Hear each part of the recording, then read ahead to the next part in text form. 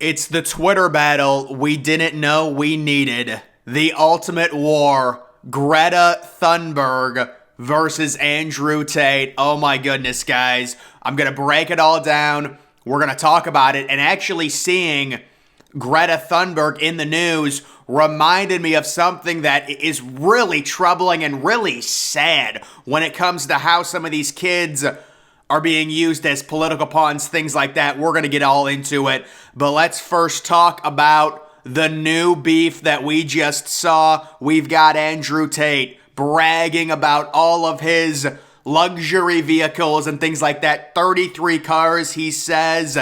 He's got a Bugatti. He's got everything. This is just the start. Please provide your email address so I can send a complete list of my collection and all of the admissions that come with it. Kind of having some fun with her there, we know. This is the thing I really want to get into with Greta.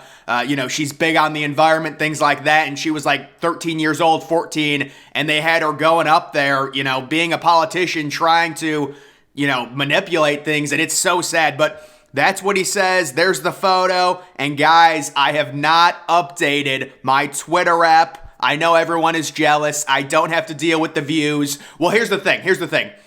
On my iPad, it automatically got updated. And this is a quick message to Elon Musk. Elon, I like you. You're doing a great thing, but listen, the views, it's a joke. Nobody cares about the views. They're in the way. It says like even when you look at reviewed tweets and stuff, if I see a tweet under something, let's say there's a tweet and then there's a response, I'll see the response has like 400 views and I'll be like, wow, there's a lot of engagement because my mind immediately sees 400, but then I'll look at it has one like.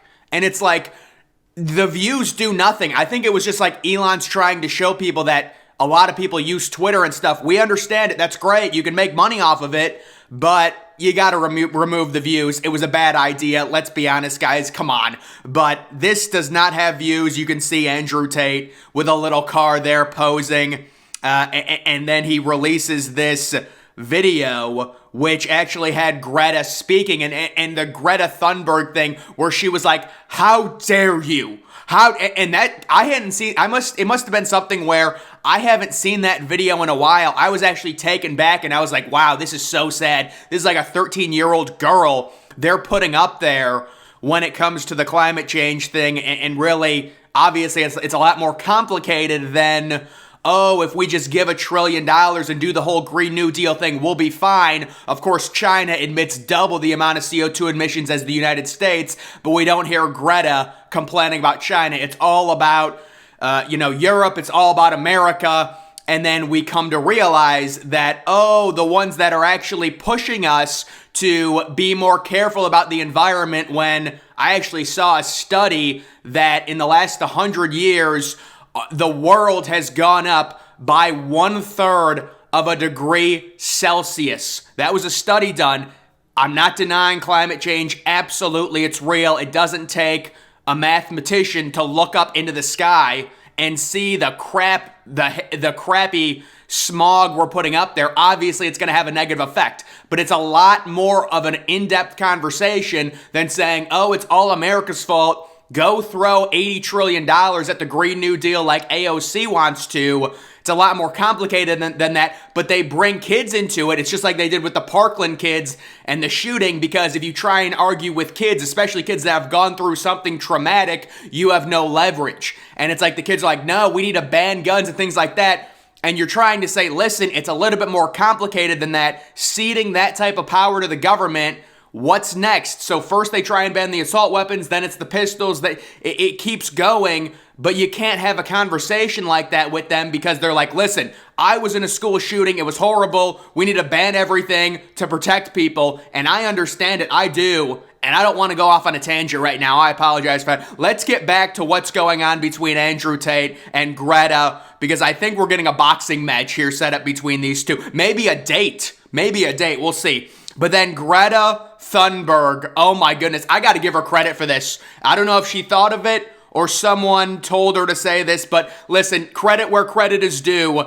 It's a nice comeback. Yes, please do enlighten me, she says in a quote tweet to Andrew Tate.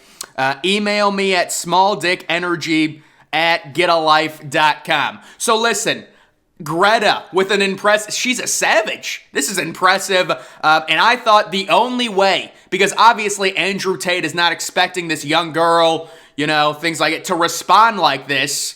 You'd think maybe someone told her to say this. I don't know. The only way, if you're Andrew Tate, to respond to this, you've got to come back with an even kind of more savage, funny type, comeback. But instead, it seems like Andrew Tate kind of just gave up and made a video on it.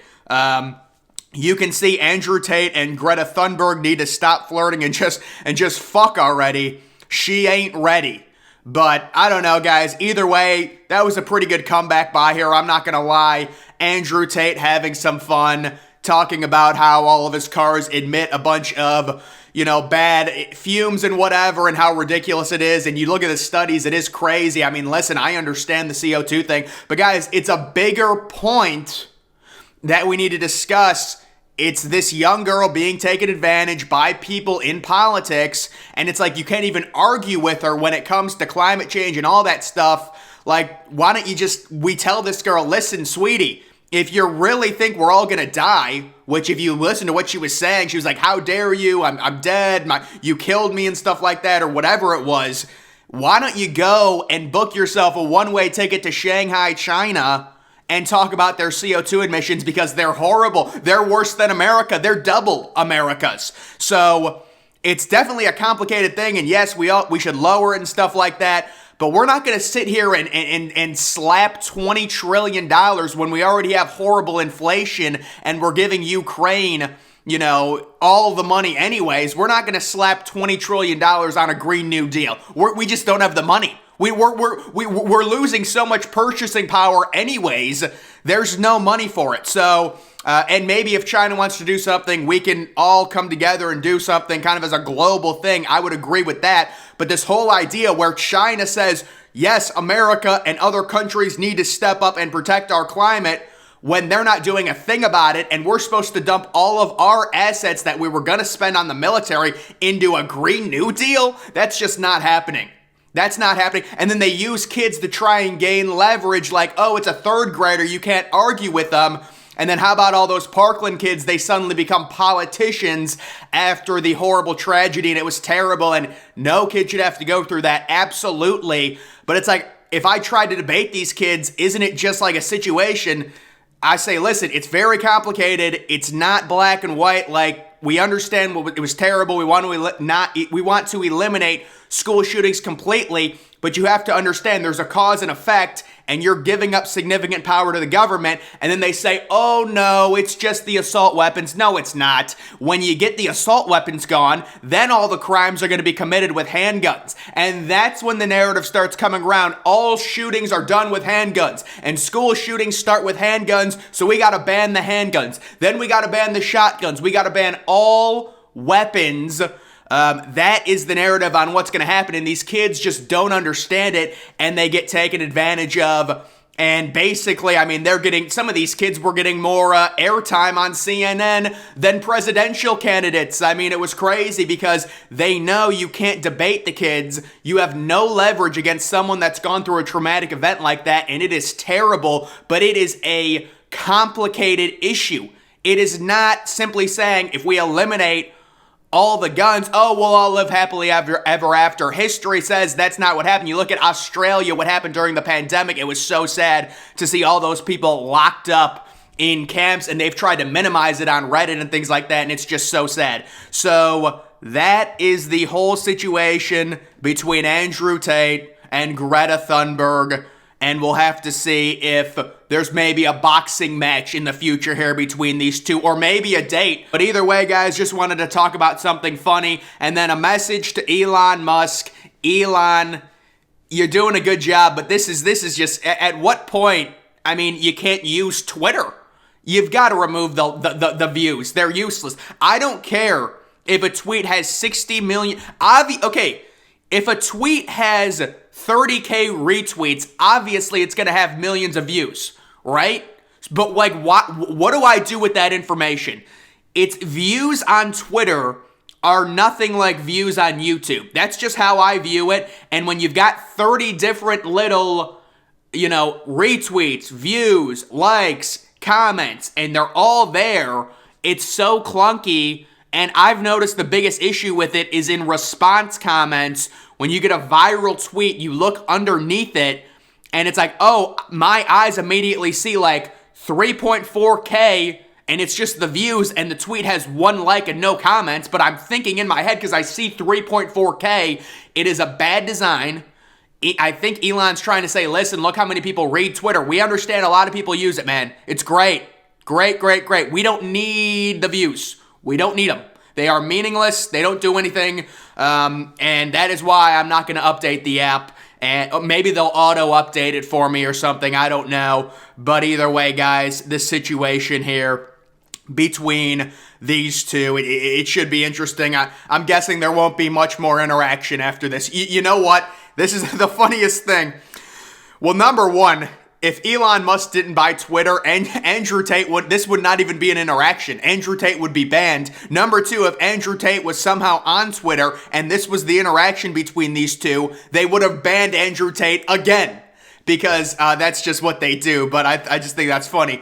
Either way, guys, when it comes to like Andrew Tate and things like that, I think I have a pretty neutral opinion on it. Like most people, a lot of the crap he says, it's like he says the quiet part out loud, especially when it comes to some of the opinions on women, and then some of the stuff is sexist. Sometimes it's too far. We understand that. But I think my opinion on him is fairly neutral. Most people think, yeah, a lot of the crap he says, people don't want to hear it, but it is true, and then sometimes it does go too far. That's just my opinion on that. But either way, guys, that's going to do it for this video. Make sure you follow me on Twitter. Link to that's always in the description.